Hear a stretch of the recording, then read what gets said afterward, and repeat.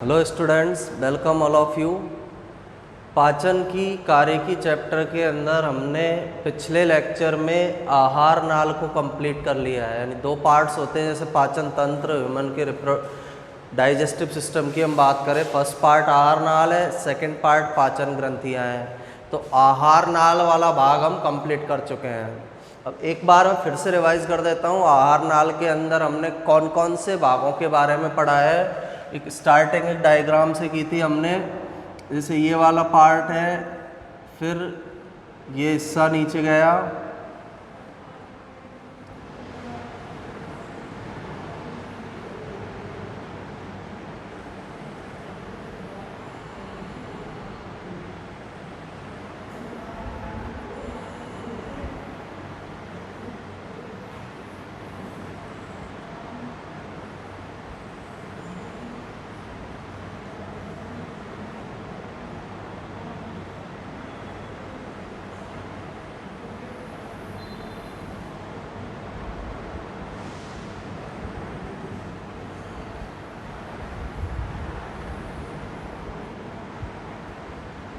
तो ये alimentary canal या आहार नाल है। अब इसके कौन कौन से भागों को हमने पढ़ा है। सबसे फर्स्ट पार्ट था मुख, माउथ वाला पार्ट। माउथ के अंदर जो हिस्सा पाया जा रहा है, मुख गुहिका। फिर थर्ड जो पार्ट है इसका, यहाँ से जो स्टार्ट हो रहा है यहाँ तक, ये है ग्रसनी वाला भाग। अब इन तीनों को हमने बकोफेरेंजियल कैविटी या मुख ग्रसनी गुहिका हेडिंग के रूप में पढ़ा था। फिर नेक्स्ट पार्ट यहाँ से यहाँ तक का है ग्रसिका वाला पार्ट। ग्रसिका के बाद क्या पाया जा रहा है, आमाशय, जे शेप्ड का ऑर्गन। यहाँ से जो स्ट्रक्चर शुरू हो रही है यहाँ तक, ये है छोटी आंत, स्मॉल इंटेस्टाइन, छोटी आंत वाला भाग है। इसके बाद यहाँ से जो ये ऊपर स्ट्रक्चर स्टार्ट हुई नीचे तक आई है, ये वाला भाग है बड़ी आंत। और बड़ी आंत का लास्ट पार्ट जो होता है वो था गुदा। तो इस एलिमेंट्री कैनाल या आहार नाल के बारे में हम स्टडी कर चुके हैं कि एलिमेंट्री कैनाल किस तरह की होती है। लास्ट लेक्चर में हमने बड़ी आंत की स्ट्रक्चर के बारे में पढ़ा था कि बड़ी आंत के अंदर क्या क्या विशेषताएं पाई जाती है। अब बड़ी आंत के कुछ इंपॉर्टेंट पॉइंट हैं, उनको एक बार मैं रिवाइज कर देता हूँ। बड़ी आंत के अंदर जो बड़ी आंत और छोटी आंत के अंदर डिफरेंस है, बड़ी आंत में हमने पढ़ा था एक संरचना पाई जाती है जिसे हॉस्ट्रा कहते हैं। बड़ी आंत के अंदर एक तो कौन सी स्ट्रक्चर पाई जा रही है, हॉस्ट्रा स्ट्रक्चर। सेकंड, बड़ी आंत में टीनिया कोलाई संरचना मिलती है। तीसरा, बड़ी आंत के अंदर फैट को स्टोर करने वाले कुछ टिश्यू पाए जाते हैं। वसा को संग्रह करने वाले ऊतक, वसा संग्रहकारी ऊतक जो है वो भी किसके अंदर उपस्थित है, बड़ी आंत के अंदर उपस्थित है। तो तीन कैरेक्टर, तीन लक्षण ऐसे हैं जो केवल किसमें मिलेंगे, बड़ी आंत में। छोटी आंत के अंदर ये कैरेक्टर नहीं पाए जाते हैं। अब हॉस्ट्रा क्या होता है, कल हमने पढ़ा था, इस तरह के जो उभार बनेंगे बड़ी आंत में, उन उभारों को बोला जाता है हॉस्ट्रा। बीच में जो पट्टी पाई जा रही है, तीन पेशियों से बनी हुई जो पट्टी मिल रही है, टीनिया कोलाई, इसी टीनिया कोलाई से अटैच यहाँ वसा संग्रहकारी टिश्यू पाए जाते हैं। इस तरह के वसा को संग्रहित करने वाले टिश्यू या ऊतक इस बड़ी आंत के अंदर उपस्थित होंगे। तो ये बड़ी आंत के इम्पोर्टेंट कैरेक्टर है, यानी इनके आधार पर हम छोटी आंत और बड़ी आंत के अंदर विभेद कर सकते हैं, इनके अंदर अंतर हम कर सकते हैं। इसके बाद बड़ी आंत के जो कार्य थे, मेन काम बड़ी आंत का होता है मेनली जो अवशोषण है वो छोटी आंत में कंप्लीट हो जाएगा, बड़ी आंत में जल का अवशोषण किया जाता है, यानी जो अपचित भोजन है उसमें से किसको एब्जॉर्ब कर लिया जाएगा, जल को। कुछ खनिज लवणों को भी बड़ी आंत के अंदर क्या किया जाता है, अवशोषित करने का काम किया जाता है। तो बड़ी आंत में जल का और कुछ आयनों का, खनिज लवणों का अवशोषण मेनली संपन्न होगा। तो ये इंटेस्टाइन जो पूरी जो एलिमेंट्री कैनाल या आहार नाल है, इसके बारे में हम पढ़ चुके हैं। आज हमें आहार नाल के साथ जो सहायक पाचन ग्रंथियां पाई जाती हैं, सहायक पाचन ग्रंथियां, उनके बारे में स्टडी करना है कि सहायक पाचन ग्रंथियां कौन कौन सी होती है बड़ी आंत के अंदर। अब इसमें सबसे पहली जो ग्रंथि है मुख गुहिका के अंदर जो पाई जाएगी, उस ग्लैंड या ग्रंथि को लार ग्रंथियां कहते हैं। सबसे पहली जो पाचन में सहायक ग्रंथियां हैं उन्हें किस नाम से जाना जाता है, लार ग्रंथियां। मुख वाले पार्ट के अंदर ये प्रेजेंट होगी। सेकंड जो ग्रंथि है उसे लीवर कहा जाता है, लीवर यहाँ पर पॉजिटेड होगा।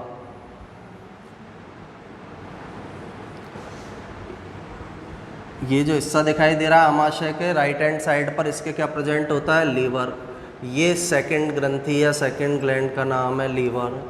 तीसरा पैनक्रियाज पाई जाती है, तीसरी जो सहायक पाचन ग्रंथि है वो कौन सी है, पैनक्रियाज। ये पैनक्रियाज ग्लैंड है, इसको किस नाम से जाना जाता है, अग्नाशय या पैनक्रियाज। तो तीन प्रकार की पाचन ग्रंथियां हमारे पाचन तंत्र में पाई जाती है। सबसे फर्स्ट लार ग्रंथियां मुख वाले भाग में, सेकंड जो ग्लैंड है लीवर पाई जाएगी, थर्ड जो ग्लैंड है अग्नाशय पाई जाएगी। तो सहायक पाचन ग्रंथियां तीन प्रकार की हैं। सबसे फर्स्ट पॉइंट इसका, सहायक पाचन ग्रंथियां तीन टाइप की होती है। फर्स्ट लार ग्रंथियां, सेकंड जो होती है यकृत या इसी को बोलते हैं हम लीवर, तीसरी जो ग्लैंड होगी अग्नाशय।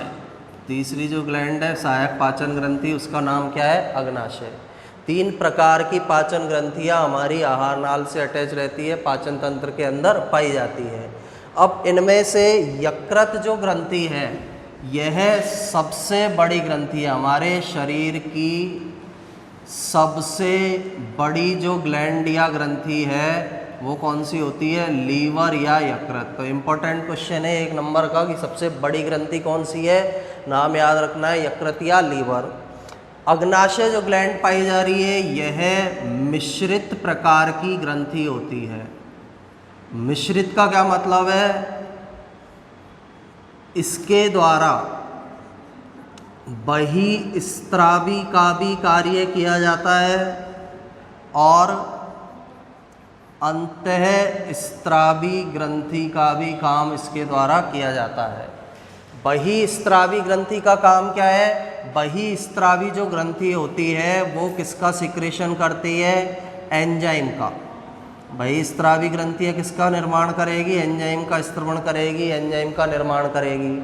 अंतःस्त्रावी जो ग्रंथि है उनके द्वारा किसका सिक्रेशन किया जाता है, हार्मोनों का। एंजाइमों को नलिकाओं की सहायता से पहुंचाया जाता है, जो लक्ष्य अंग है वहाँ तक एंजाइमों को नलिकाओं की सहायता से पहुंचाया जाएगा।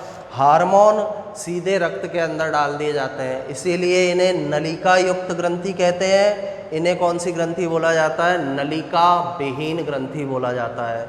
और दोनों काम अग्नाशय के द्वारा किए जा रहे हैं। बहिस्त्रावी का भी काम करती है जो पाचन में इम्पोर्टेंट है, अंतःस्त्रावी का भी काम करती है जिसके द्वारा हार्मोन जो सिक्रेट किए जा रहे हैं, डिफरेंट प्रकार के हार्मोन। इसलिए अग्नाशय को हम मिक्स्ड ग्लैंड के नाम से या मिश्रित ग्रंथि के नाम से जानते हैं। तो तीनों के बारे में था इम्पोर्टेंट जो पॉइंट्स थे। अब सबसे फर्स्ट को हमको इसके अंदर स्टार्ट करना है। फर्स्ट जो ग्लैंड या ग्रंथि है, लार ग्रंथियाँ, लार ग्रंथियाँ।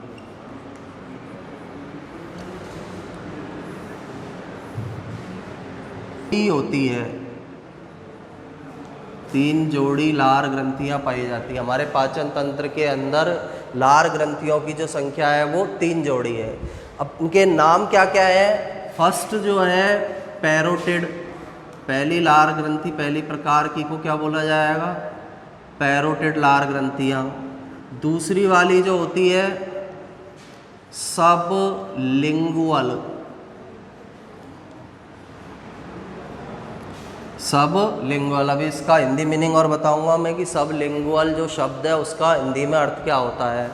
तीसरी जो ग्लैंड पाई जा रही है सब मैंडिबुलर, सब मैंडिबुलर, या इन्हें ही हम बोल सकते हैं सब मैक्सिलरी। इन्हें ही क्या बोला जाता है? सब मैक्सिलरी ग्रंथियाँ। तो सिंपल सा पहले तो ये ध्यान रखना है, लार ग्रंथियाँ जो पाई जा रही है 3 जोड़ी है। फर्स्ट का नाम पैरोटिड ग्रंथि, सेकंड सबलिंगुअल ग्रंथि, थर्ड मैंडिबुलर ग्रंथि। पैरोटिड जो ग्रंथि है इसे हम कर्ण मूल ग्रंथि भी कहते हैं। कान के नीचे पाई जा रही है इसलिए कर्ण मूल ग्रंथि भी बोला जाता है। सबलिंगुअल इसको बोला जाता है अधोजिह्वा ग्रंथि, जीभ के नीचे उपस्थित है इसलिए इसे किस नाम से जाना जाता है? अधोजिह्वा ग्रंथि के नाम से इसे जाना जाता है। सब मैंडिबुलर या सब मैक्सिलरी जो ग्रंथि है इसको हम अधो जंब ग्रंथि भी कहते हैं। जबड़ा जो है, जबड़ा भी कौन सा? निचला जबड़ा जो पाया जा रहा है उसमें ये ग्रंथियाँ उपस्थित होंगी इसलिए इसे अधोजंब ग्रंथि के नाम से जाना जाता है। तो 3 प्रकार की लार ग्रंथियाँ हैं जो हमारे मुख वाले भाग में पाई जा रही है। इसको हम पॉजिटिव दिखाना चाहें डायग्राम के थ्रू, जैसे कि ये हमारा जो पूरा बकल कैविटी वाला हिस्सा है, इसमें ये ईयर वाला पार्ट है, ये हिस्सा हमको दिखाई दे रहा है। तो ईयर के नीचे जो प्रेजेंट होगी ग्लैंड्स, ये ग्लैंड्स तो कौन सी कहलाएगी? पैरोटिड। पैरोटिड ग्रंथि कर्णमूल ग्रंथि गाल वाले भाग के अंदर मिलेगी, चिक वाले भाग में इस साइड पर पाई जाएगी।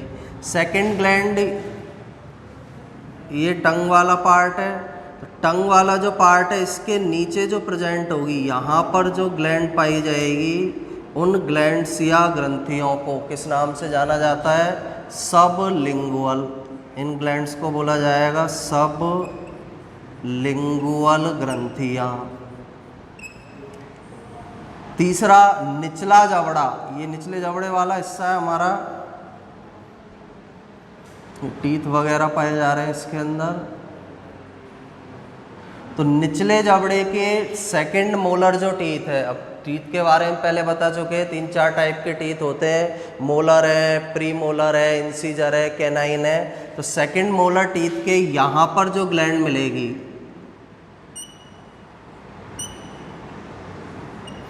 इन ग्लैंड्स या ग्रंथि को क्या बोला जाता है? सब मैंडिबुलर ग्रंथियाँ।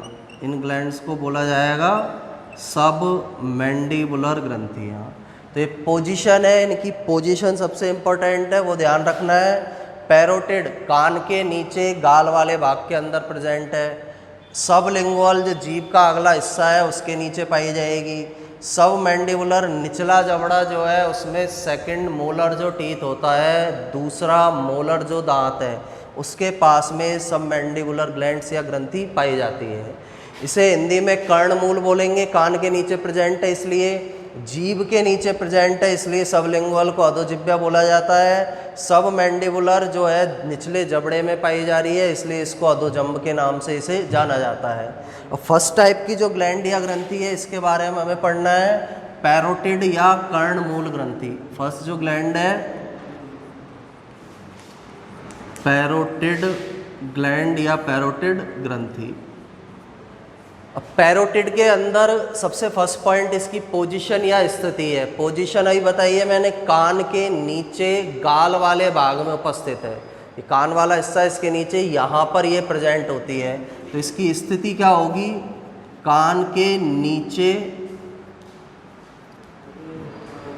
चिक वाला भाग जो है या गाल में उपस्थित होती है। ये इसकी पोजीशन है, दोनों तरफ मिलेगी, एक इस साइड एक इस तरफ, दोनों साइड ये पाई जाएगी। कान के नीचे गाल में उपस्थित है। तीनों ग्रंथियों में सबसे बड़े आकार की ग्रंथि है, सबसे बड़े आकार की लार ग्रंथि इसको बोल सकते हैं हम। तो 3 टाइप की ग्लैंड मिल रही है लार ग्रंथि, पैरोटिड, सबलिंगुअल, सबमैंडिबुलर। इन तीनों में सबसे बड़े आकार की जो ग्लैंड या ग्रंथि है वो कौन सी ग्लैंड पाई जा रही है? पैरोटिड ग्लैंड होगी, या कर्णमूल ग्रंथि सबसे बड़े आकार की होती है।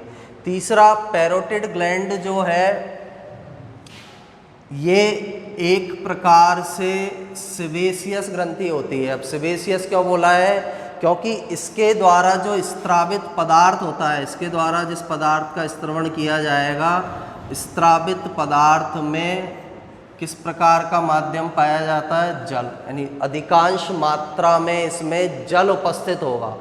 जल जो इसके द्वारा सिक्रेट होगा, जो स्त्रवित किया जाता है पदार्थ, उसमें जल प्रेजेंट होता है। तो सीवम प्रकार की ग्रंथि इसको बोलते हैं। सीवम ऐसी ग्लैंड होती है जिनके अंदर स्त्रावित पदार्थ में जल की मात्रा ज़्यादा होती है। तो स्त्रावित पदार्थ में जलीय माध्यम या जल की क्वांटिटी इसके अंदर ज़्यादा पाई जाती है। फिर नेक्स्ट पॉइंट, पैरोटिड जो ग्लैंड है या पैरोटिड ग्लैंड या ग्रंथि जो है, इसके द्वारा जो स्त्रावित तरल पदार्थ है, स्त्रावित जो पदार्थ है या इसका जो स्त्रवण है, उसके अंदर कौन कौन से पदार्थ होते हैं? पहला तो इसके द्वारा जो स्त्रावित पदार्थ है उसके अंदर क्या पाया जाएगा? स्टार्च या कार्बोहाइड्रेट का पाचन करने वाला एंजाइम इसके अंदर उपस्थित होता है। उस एंजाइम को हम एमाइलेज एंजाइम कहते हैं। यानी जो एंजाइम इसके स्त्रवण में पाया जाता है, उस एंजाइम को किस नाम से जाना जाता है? एमाइलेज के नाम से। जो पैरोटिड ग्लैंड है या ग्रंथि है, उससे एमाइलेज एंजाइम का सिक्रेशन किया जाता है। एमाइलेज एंजाइम का स्त्रवण इसके द्वारा किया जाता है। सेकंड, इसके अंदर एमाइलेज के साथ क्या उपस्थित होगा? जलीय माध्यम में होगा, इसलिए क्या पाया जाता है? जल पाया जाता है। कुछ मात्रा में इसके अंदर म्यूकस भी मिलेगा। म्यूकस का मतलब होता है श्लेष्मा। कुछ मात्रा में इसके अंदर क्या प्रेजेंट है? म्यूकस प्रेजेंट है। लाइसोजाइम भी इसके अंदर प्रेजेंट होता है। लाइसोजाइम भी इसके अंदर पाया जाता है। तो ये इसके मेन सिक्रेशन है, यानी इसके अंदर कार्बोहाइड्रेट का पाचन करने वाला एंजाइम एमाइलेज मिलेगा, जल की मात्रा मिलेगी, म्यूकस इसके अंदर मिलेगा, म्यूसिन भी इसको हम बोल सकते हैं, म्यूसिन या म्यूकस, और लाइसोजाइम भी इसके अंदर मिलेगा। एमाइलेज एंजाइम का जो काम है स्टार्च का पाचन करना है। एमाइलेज एंजाइम क्या काम करता है? स्टार्च को डाइजेस्ट करने का काम करेगा, स्टार्च को माल्टोज में बदलता है। जल पाया जा रहा है, म्यूकस भोजन को लुगदी के समान चेंज करता है। लाइसोजाइम जो पाया जा रहा है लार के अंदर, वो हानिकारक जीवाणुओं को नष्ट करने का कार्य करता है। जो जीवाणु वगैरह भोजन के साथ आए हैं उनको डिस्ट्रॉय करने का काम लाइसोजाइम करेगा। इनके अलावा कुछ मात्रा में माल्टोज एंजाइम भी पाया जाता है। माल्टोज का काम क्या है? जो माल्टोज शुगर है उसको किस में बदलेगा? वो ग्लूकोज के अंदर बदलेगा। माल्टोज जो शुगर है उसको माल्टेज एंजाइम बोलेंगे। इसको कौन सा एंजाइम बोला जाता है? Maltase enzyme. और माल्टेज एंजाइम का वर्क क्या है? जो माल्टोज शुगर है उसको किसके अंदर चेंज करना? ग्लूकोज के अंदर चेंज करना। और कुछ मात्रा में इसके अंदर लाइपेज एंजाइम भी प्रेजेंट होगा। लाइपेज एंजाइम जो होता है मेनली जो बच्चा दूध पीता है उसके अंदर प्रेजेंट होगा, उसकी लार के अंदर प्रेजेंट होगा। और लाइपेज एंजाइम दूध में उपस्थित वसा को बसीय अम्ल और ग्लिसरॉल में बदलता है। तो ये सारे पदार्थ हैं जो इनके द्वारा स्त्रावित जो तरल पदार्थ है उसके अंदर ये सारे पाए जाएंगे। फिर नेक्स्ट पॉइंट, पैरोटिड ग्लैंड में इसके अंदर जब वायरस का इन्फेक्शन होगा, वायरस का संक्रमण जब इसके अंदर होता है तो जो पैरोटिड ग्लैंड है उसमें सूजन आ जाती है। वायरस का इन्फेक्शन हुआ, पैरोटिड ग्लैंड के अंदर या पैरोटिड ग्रंथि में क्या आ जाएगी, सूजन।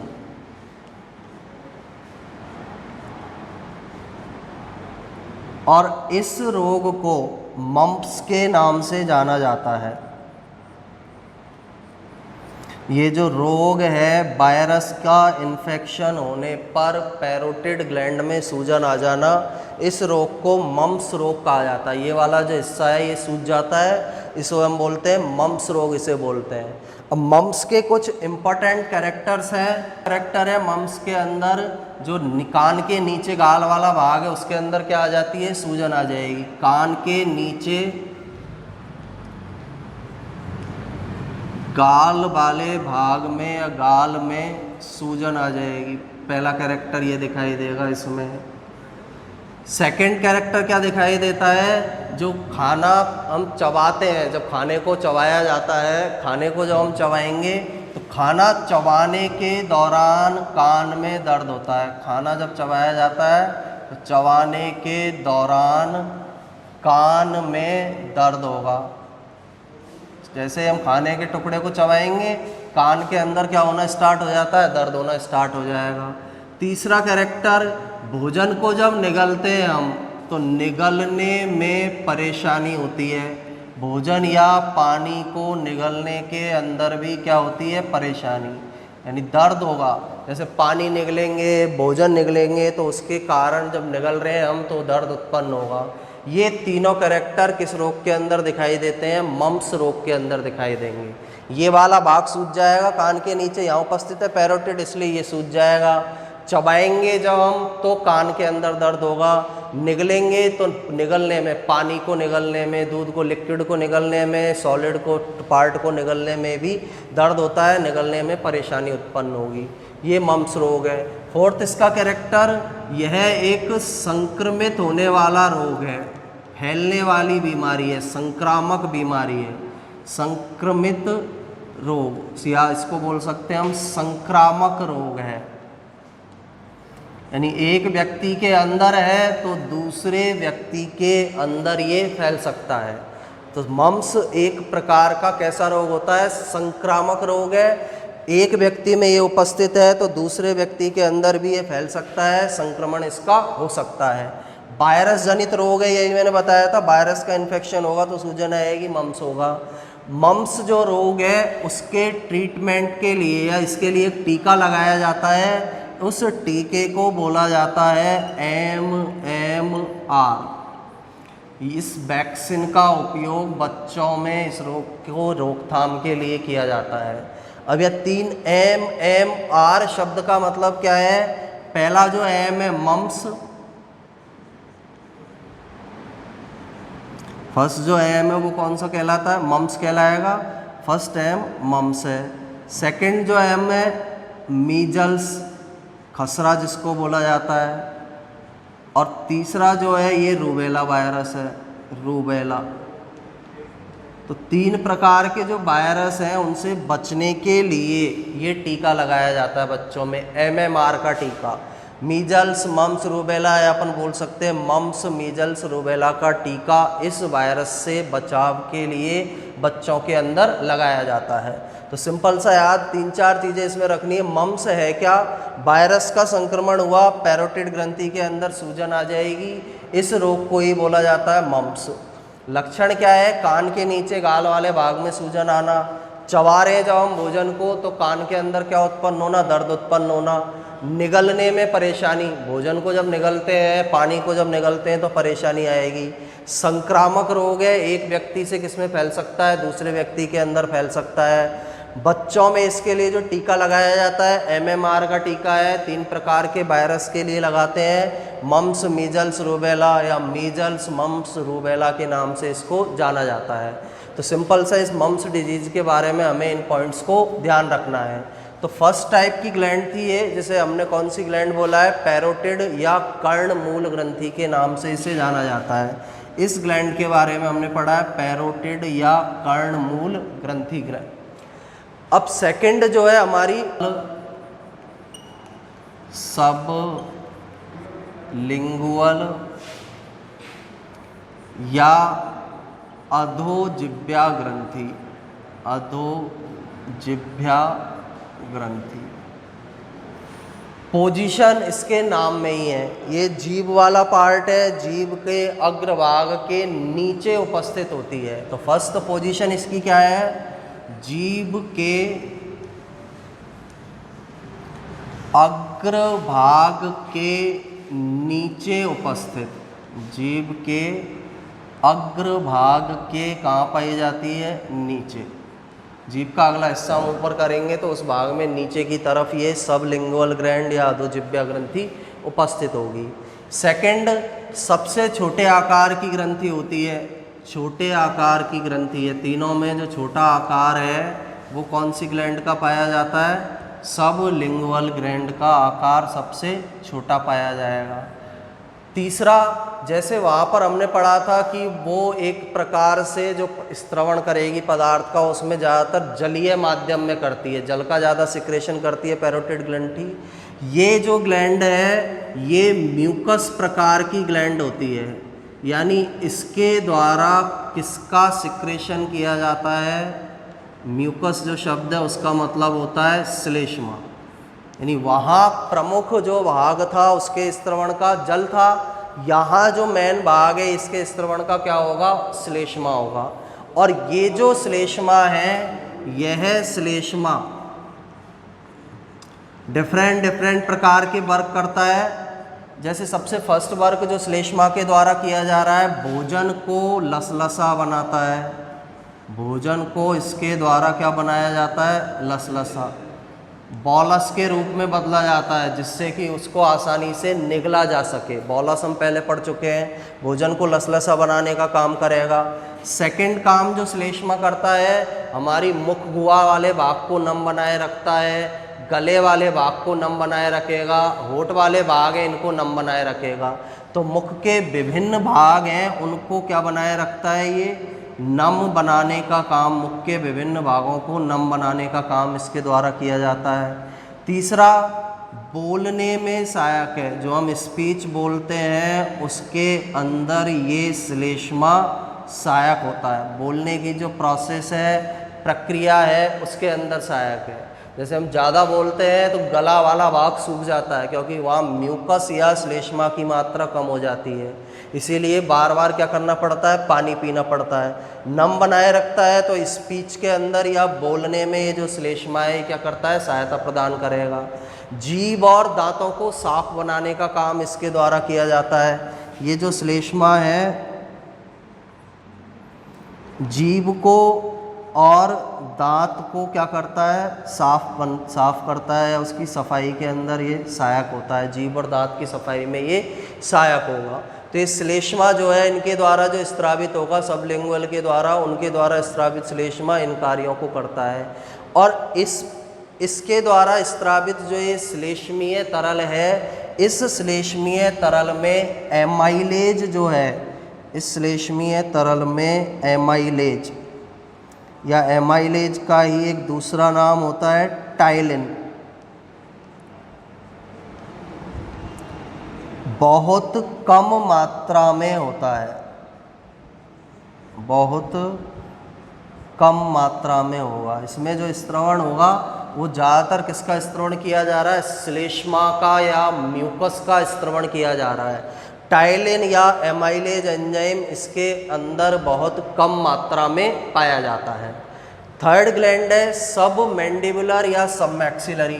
तो थर्ड जो ग्लैंड है उसका नाम है सब मैंडिबुलर या इसी को बोल सकते हैं सब मैक्सिलरी, या हिंदी में इसे क्या बोला जाता है, अधोजंब ग्रंथि, अधोजंब ग्रंथि। पोजीशन नाम के अंदर है, जो निचला जबड़ा है वहाँ पर उपस्थित होगी। पोजीशन इसकी जो निचला जबड़ा पाया जा रहा है, निचले जबड़े में, निचले जबड़े में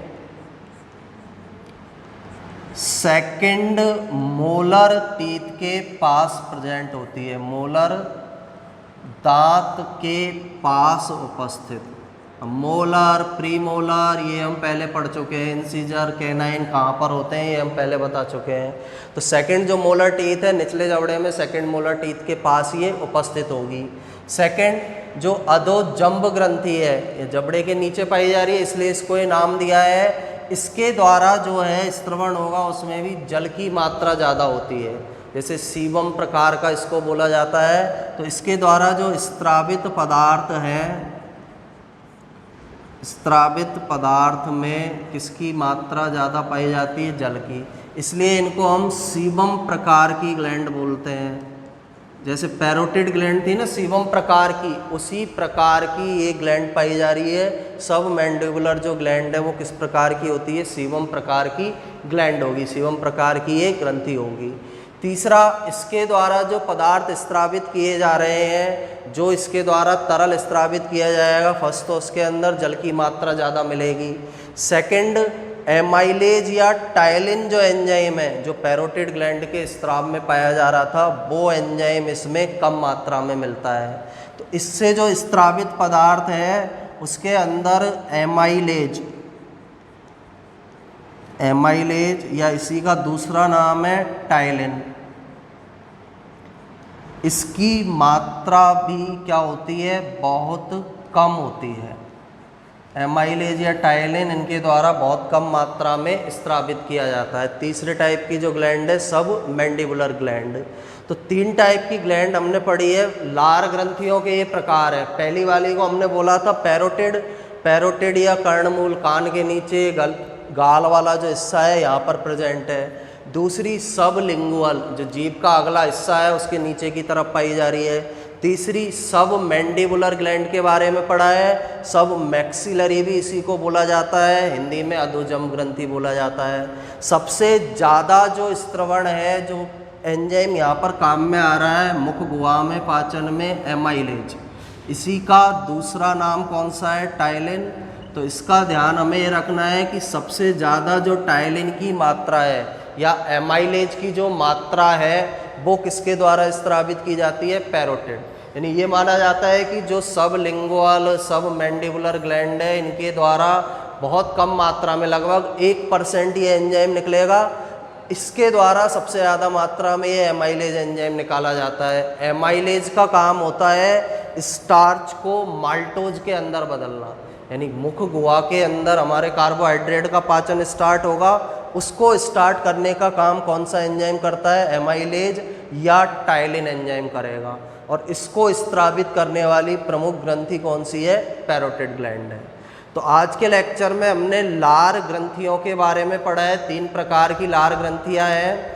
नेक्स्ट लेक्चर में हम लार के अंदर सारे कंप्लीटली रूप से लार में कौन कौन से पदार्थ पाए जा रहे हैं उन पदार्थों की स्टडी करेंगे, और उसके बाद लार के क्या कार्य होते हैं, मुख गुहा के अंदर बकल कैविटी में लार क्या काम करती है उसकी हम स्टडी करेंगे। Thank you.